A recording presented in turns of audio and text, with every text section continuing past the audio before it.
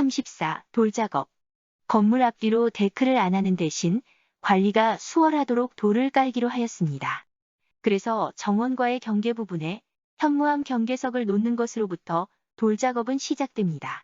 건물 둘레 바닥은 50mm 두께의 부정형인 현무암 난석으로 시공을 했습니다. 정원 쪽으로 높낮이를 주어서 비가 오면 건물 주위에 물이 고이는 일이 없도록 했습니다. 건물 하부와 기둥 부분은 30mm 두께의 현무암 판석으로 시공을 했습니다. 그리고 포인트에 해당하는 현관 옆 부분은 고급 마감재로 많이들 사용하시는 검은색인 인디언 블랙 30mm 두께의 석재를 면 처리해서 시공했습니다. 부착한 석재가 떨어지는 일이 발생하지 않도록 상부에 시공하는 석재들은 안쪽 면에 일일이 홈을 내서 화스너로 고정시키며 작업을 했습니다. 그리고 대문 작업은 30mm 두께의 현무암 판석으로 시공했습니다. 재단에서 사용하는 부분들이 많았는데 시공하시는 사장님께서 꼼꼼하게 작업을 해주셨습니다. 돌 시공 후 바닥에 시공된 돌은 그 사이사이에 몰탈로 줄눈을 채워서 마감을 했고 대문과 건물의 벽에 붙인 돌 사이사이는 석재 실리콘으로 줄눈 작업을 진행했습니다.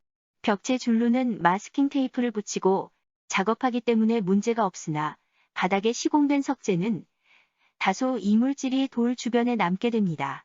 그래서 이러한 이물질을 제거하기 위해 갈아내는 작업을 이후에 했습니다. 35. 처마 루바 작업. 처마에 작업하는 루바는 크게 보면 목재 루바와 플라스틱 소재의 루바로 나눌 수 있습니다.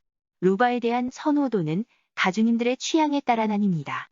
목재 루바는 비와 습기에 취약한 점이 있지만 목재 감성을 좋아하시는 분들은 목재 루바를 선택하시고 관리의 편의성을 선호하시는 분들은 플라스틱 소재의 루바를 선호하는 경향이 있더군요. 여기 가주님께서도 플라스틱 루바를 선호하셨기 때문에 그 루바로 시공을 해드렸습니다. 시공 시 어려운 점이 있다면 코너가 꺾이는 부분 재료 이음을 어떻게 할지입니다. 해당 제품에 칼라와 같은 재료 분리대가 있는 경우도 있지만 없는 경우가 많기 때문에 자칫하면 루바가 연결되는 부분이 다소 거칠게 시공되는 것을 피할 수 없답니다. 이 현장에서 사용하는 루바에 적용할 수 있는 재료 분리대의 색상이 백색뿐이었습니다. 그래서 루바와 동일한 색상으로 만들기 위해 여러 곳을 다니며 동일한 색상의 필름을 구해야 했답니다. 이 필름으로 재료 분리대의 필름 작업을 한 다음 사용했기 때문에 코너 쪽 루바의 이음 상태가 자연스러워졌답니다. 그리고 시공 시 또 하나의 문제가 있었는데 기존 처마에 루바를 작업하기에는 무리가 있었습니다. 루바를 붙일 수 있는 공간이 전혀 안 나왔기 때문에 기존 처마에서 대략 30mm 내려서 시공해야 했습니다. 그래서 노출되는 부분은 절곡한 징크판으로 감싸며 작업을 진행했습니다. 36. 보일러실 작업. 기존 보일러실 내부에 배수를 위한 배관 작업을 우선 시행하고 나서 조적과 미장을 통해 벽 작업을 하고 문 설치 작업을 한 다음에 바닥 방수 작업을 진행했습니다. 그런 다음 칠 작업을 하고 분배기와 콘덴싱 기름 보일러, 기름통을 설치했습니다. 37. 지붕 방수 작업.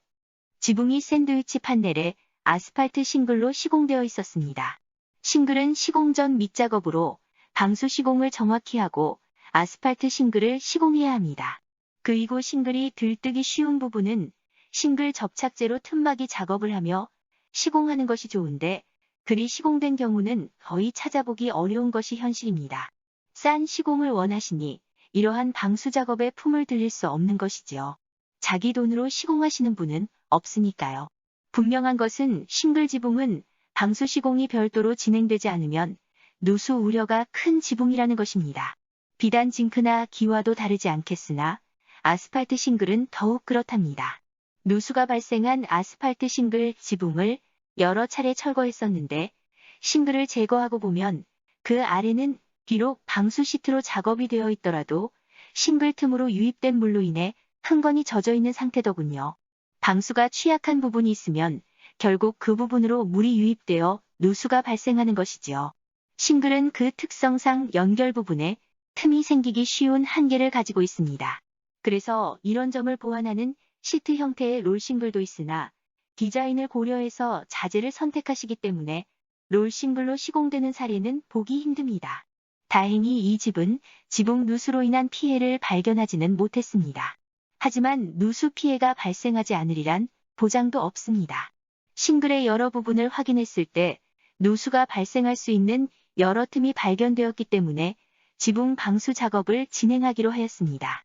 우선 작업하는 것이 빗물바지와 지붕의 연결 부분에 대한 방수 작업입니다.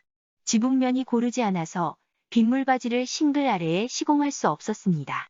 그래서 빗물바지와 지붕의 연결 부분에 대한 방수 작업을 하였습니다. 이 작업은 빗물바지 주변의 싱글면에 우레탄 프라이머를 바르고 빗물바지와 지붕의 연결 부분에 고성능 비오염성 실란트를 도포하는 것입니다. 도포한 면에 보강포를 덧대고 강력 접착 방수제를 바르는 것으로 작업은 끝납니다.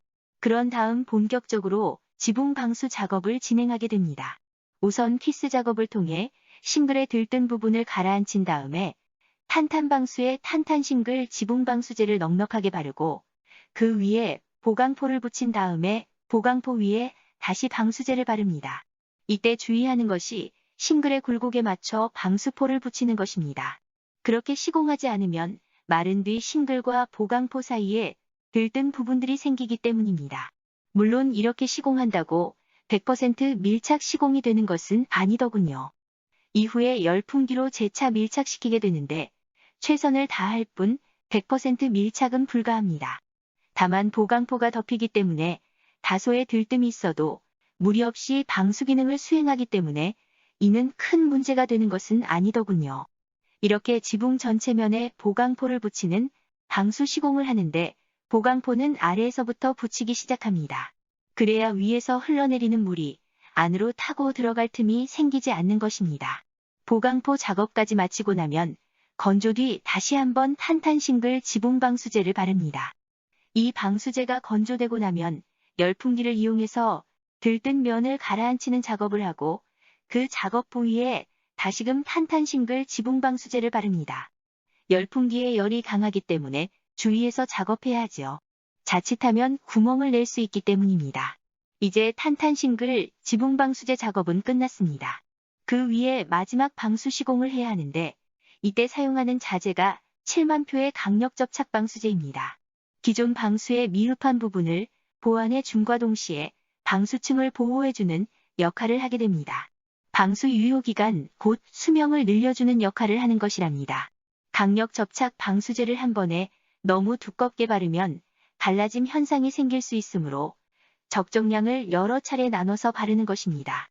이렇게 작업하고 나면 보수를 위해 지붕 위를 심하게 밟고 다녀도 무리 없는 튼튼한 방수면이 되는 것입니다. 모든 제품은 사용 방법과 표준 사용량을 표시한 시방서가 있기는 하지만 저의 경우는 집에 가서 2다리 쭉 뻗고 잘 수 있는 만족스러운 상태가 될 때까지 시공하는지라 대체적으로 시방서에 명시된 권장 사용량에 거의 곱절을 사용하게 되더군요. 38. 옥상 방수 작업. 바닥의 크랙 부분으로 누수가 있는 상태였습니다. 이 크랙 주위에 드릴로 구멍을 뚫은 다음 물이 고이는 자리가 없도록 바닥 면을 갈아냅니다. 긴 수평기를 이용해서 배수관 쪽으로 물구배를 잡는 작업입니다. 그런 다음에 깨끗하게 바닥 청소를 하고 우레탄 프라이머를 바릅니다. 1차로 크랙 주변에 뚫어놓은 구멍과 바닥의 크랙 주위에 충분히 침투되도록 바릅니다. 그리고 나서 마르기 전에 바닥 전체 면에 2차로 우레탄 프라이머를 도포합니다. 바닥면에 침투가 되도록 붓으로 문지르며 바르는 것을 중요하게 생각합니다. 침투 정도는 미미하지만 그 결과는 하늘과 땅 차이를 만든다고 여기기 때문입니다. 마르고 나면 구멍 부분에 수포로 인해 빈자리가 생기는데 뾰족한 도구로 눌러주며 그 구멍에 우레탄 프라이머로 온전히 채워질 때까지 수차례 바릅니다. 여기에 한 번에 채울 수 있는 여러 제품이 있으나 그렇게 하지 않는 이유는 하도가 같은 제품으로 시공되는 것이 최선이라 여기기 때문입니다.